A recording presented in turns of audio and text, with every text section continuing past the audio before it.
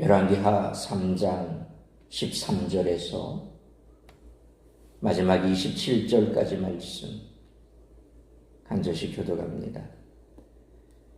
엘리사가 이스라엘 왕에게 이르되 내가 당신과 무슨 상관이니까 당신의 부친의 선지자들과 당신의 모친의 선지자들에게로 가소서 하니 이스라엘 왕이 그에게 이르되 그렇지 아니하니이다. 여호와께서 이 세 왕을 불러 모아 모압의 손에 넘기려 하시나이다 하니라.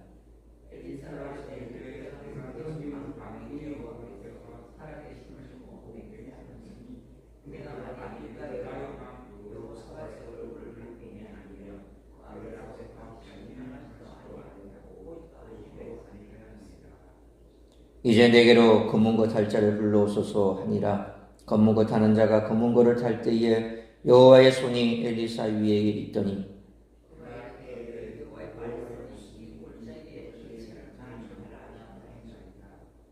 여호와께서 이르시기를 너희가 바람도 보지 못하고 비도 보지 못하되 이 골짜기에 물이 가득하여 너희와 너희 가축과 짐승이 마시리라 하셨나이다.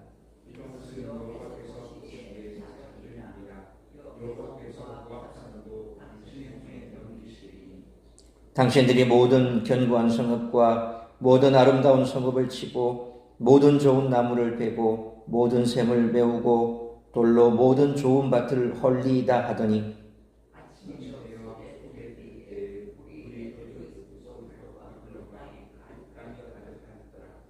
모압의 모든 사람은 왕들이 올라와서 자기를 치료한다 함을 듣고 갑옷 입을 만한 자로부터 그 이상이 다 모여 그 경계에 서 있더라.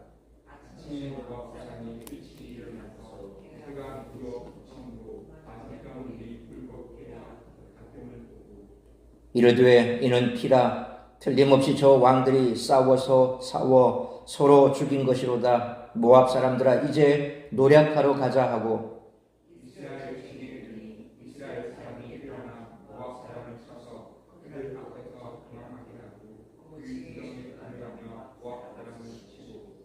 그 성읍들을 쳐서 헐고 각기 돌을 던져 모든 좋은 밭에 가득하게 하고 모든 샘을 메우고 모든 좋은 나무를 베고 길 아래 셋의 돌들은 남기고 물매꾼이 두루 다니며 치니라.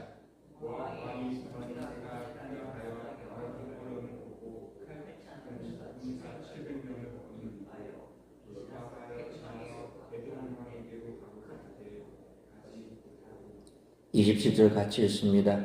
이에 자기 왕위를 이어 왕이 될 맏아들을 데려와 그 성위에서 번제를 드린지라. 이스라엘에게 크게 경노함이 임하매 그들이 떠나 각기 고국으로 돌아갔더라. 아멘. 연합군이 엘리사를 만나면서 펼쳐지는 오늘 본문의 말씀은 하나님의 주권이라는 주제 아래 우리들에게 몇 가지 적용점을 제공합니다.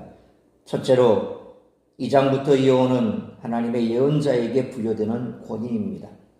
왕들은 예언자 앞에서 판단받으며 그들이 가져온 물 문제를 해결받습니다. 엘리사가 선지자와 백성들에 이어서 왕들에게 그의 권위를 확인받는 순간입니다. 그의 권위는 여호사밧의 말처럼 하나님의 말씀으로부터 옵니다. 하지만 오늘 본문은 엘리사의 권위에 뭔가 모호함을 남깁니다. 모압이 완전히 패망하지 않았기 때문입니다. 이 모든 것은 하나님의 대리자가 아닌 하나님을 강조합니다. 전문 사역자든 아니든 하나님께 인정받아 그분의 일을 위임받은 사역자들은 하나님이 부여하신 영적 권위가 있습니다. 하지만 그 권위는 사역자를 높이는 것이 아닙니다.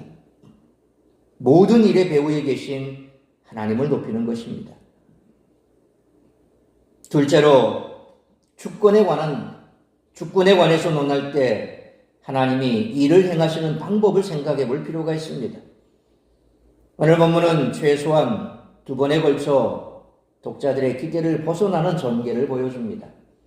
여호람의 기대대로 이야기가 전개되지 않아야 했으나 그렇게 전개되었고 이야기는 그 관성대로 끝나지 않습니다. 다시 말해서 연합군이 확실한 승리를 가져오지 못합니다. 우리들은 눈앞에 펼쳐지는 그림들이 예상대로 또는 논리대로 흘러가지 않는 것을 봅니다. 이는 신명기의 인과응보를 뒤집는 욥기의 큰 주제와도 일맥상통합니다.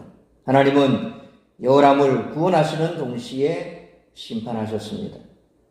따라서 우리들은 하나님 앞에 겸손히 서야 합니다. 사막에서 죽을 수도 있던 이들이 그나마 살 수 있었던 것은 여호사밧과 엘리사 때문이었습니다. 그러므로 하나님의 사람이 되어야 하며 그들의 편에 서서 하나님의 말씀에 귀를 기울여야 할 줄 믿습니다. 하나님은 무조건 항상 이스라엘과 교회 편이 되어주시지는 않습니다.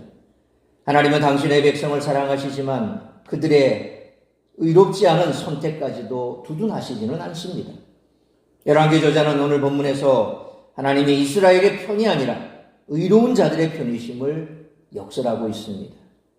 따라서 이와 같은 오늘 본문의 말씀을 통해서 우리들이 깨달아야 할 것은 첫째로 13절로 20절 말씀처럼 하나님은 믿음의 사람들 때문에 나라와 사회를 보존해 주신다는 것입니다. 요람과 엘리사 사이에 과거 아합과 엘리야를 연상시키는 대결이 벌어집니다. 13절로 15절 말씀처럼 엘리사는 처음부터 자신은 여호람과 관계가 없으며 여호사밧의 얼굴을 봐서 하나님께 구하는 것임을 확실하게 밝힙니다. 결국 여호람은 여호사밧 덕에 생명을 보존할 수 있게 되었습니다. 이처럼 이 세상에서 불신자들도 하나님의 일반 은총을 누리며 살아가고 있습니다. 하나님은 여호람의 죄가 아직 가득 차지 않았다라고 판단하셨고 여호사밧에게 베푸시는 구원의 혜택을 여호람도 누릴 수 있게 하셨습니다. 엘리사는 16절로 17절 그리고 20절 말씀처럼 하나님이 이 골짜기에 개천을 많이 파라고 하셨다고 전합니다. 엘리사는 비도 내리지 않을 것인데 하나님이 그 개천에 물을 가득 채우실 것을 예언했고 실제로 그 일이 일어났습니다. 엘리사는 또 18절로 19절 말씀처럼 하나님이 그 기적을 이용하셔서 모압을 그들의 손에 넘기시리라고 예언하는데 여기에는 묘한 아이러니가 숨어 있습니다. 엘리사는 유다와 이스라엘이 모압의 성읍들을 치고 그 좋은 나무와 샘, 밭까지 파괴하리라고 예언합니다. 이는 전쟁에서 이기기는 하지만 실질적인 유익을 얻지 못할 것임을 암시하는 예언입니다. 여호람은 여호사밧 덕에 위기는 극복하고 승전할 수 있었겠지만 그로 인해 실질적인 소득을 얻지는 못할 것이라는 거죠. 그러므로 하나님은 우리의 얼굴을 보시고 우리가 속한 나라와 사회를 보존해주고 계시기에 이 세상에 하나님의 은혜를 나타내며 사명을 충성스럽게 잘 감당하는 우리 모두가 되시기를 축원합니다. 두 번째로 21절로 27절 말씀처럼 하나님은 신실한 자들을 세우셔서 당신의 권능을 드러내신다는 것입니다. 21절로 23절 그리고 27절 상반절 말씀처럼 당시 모압 사람들은 상대편 진영의 물을 피로 오인할 만큼 어리석었고 노략질만 노리던 악인들이었습니다. 게다가 모압 왕이 마다들을 제물로 삼아 인신제사 의식을 행한 것을 보면 모압 민족 전체가 이런 악행을 저지르고 있었음을 짐작할 수가 있습니다. 이 하나님은 24절로 25절 말씀처럼 이스라엘, 유다, 에돔 동맹군을 사용하셔서 모압의 성읍을 완전히 폐허로 만드는 심판을 내리셨습니다. 그런데 하나님은 27절 하반절 말씀처럼 이스라엘을 통해 모압을 심판하신 후에 이스라엘에게 크게 진노하시고 군대를 흩어버리십니다. 이것은 모압 왕의 인신제사 때문이 아닙니다. 구체적으로 어떤 일이 있었는지는 나타나 있지 않지만 요람이 이끄는 이스라엘의 군대가 전쟁을 계속 수행하기에 적합하지 않아 하나님의 진노가 임한 것입니다. 하나님은 이스라엘을 도구로 삼으셔서 모압을 심판하셨지만 그렇다고 이스라엘을 의롭게 여기지는 않으셨기에 결국 전쟁을 통해 모압과 이스라엘을 한꺼번에 벌하신 것입니다. 결국 이 전쟁은 승자 없이 끝난 것 같지만 진정한 승자 엘리사가 있음을 기억해야 합니다.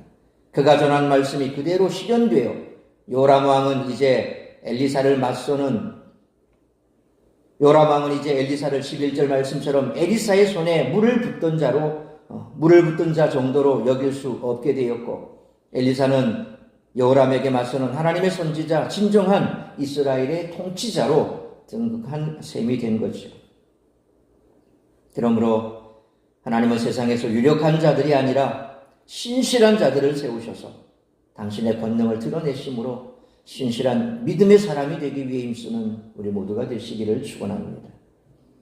사랑하는 성도 여러분, 역사의 주인이신 하나님은 사람들이 주목하는 왕들이 아니라 엘리사와 같이 하나님의 말씀에 순종하는 자들의 편이 되시고 그들을 통해 세상을 다스리십니다. 세상의 불의함을 보고 탄식하기 전에 그 속에서 하나님이 행하시는 놀라운 일을 기대하고 하나님의 말씀을 따라 행하시기 바랍니다. 그러므로 하나님은 이와 같은 믿음의 사람, 신실한 사람, 우리들의 얼굴을 보시고 우리가 속한 나라와 사회를 보존해주고 계시기에 이 세상에 하나님의 은혜를 나타내는 사명을 충성스럽게 잘 감당해야 할 뿐만 아니라 하나님은 세상에서 유력한 자들이 아니라 신실한 자들을 세우셔서 당신의 권능을 드러내심으로 신실한 믿음의 사람이 되기 위해 힘쓰는 우리 모두가 되시기를 주님의 이름으로 축원합니다. 기도하겠습니다. 걸어가신 아버지 하나님, 은혜와 사랑을 감사합니다. 오늘도 이 새벽을 깨워 말씀으로 예배로 하루를 시작하게 하시니 감사합니다. 오늘 우리에게 주신 말씀처럼 우리가 이 땅 가운데 빛과 소금의 역할을 감당해야 할 것은 악한 세상, 특별히 공중권서 잡은 자가 이 땅을 그렇게 좌지우지하고 있는 세상 속에서 이 험악한 어둠이 가득한 영들이 지배하는 이 땅 가운데 우리가 빛이 되지 않으면 과연 이 죽어가는 영혼들이 멸망의 길에 설 수밖에 없고 또 그렇게 멸망으로 치달을 수밖에 없다는 사실을 우리가 다시 한번 깨달아야 할 것입니다. 그러므로 우리가 있음으로 인해서 내가 있는 그 자리에서 예수 그리스도의 빛을 발하고 하나님의 영광의 빛이 세상 가운데 드러남으로 어둠 가운데서 죽어가던 영혼들, 빛을 찾아 헤매던 영혼들이 우리의 착한 행실과 그리고 우리의 선한 일들을 바라보면서 주께로 나오게 될 줄 믿습니다. 세상 가운데 유력하고 권력 있고 힘이 있고 그래서 그들에게 뭔가 보여주는 그런 사람이 아니라 우리의 믿음을 보고 그들이 주께로 나올 수 있는 그와 같은 일들을 행하는 신실한 믿음의 사람들이 되기를 힘써야 할 것입니다.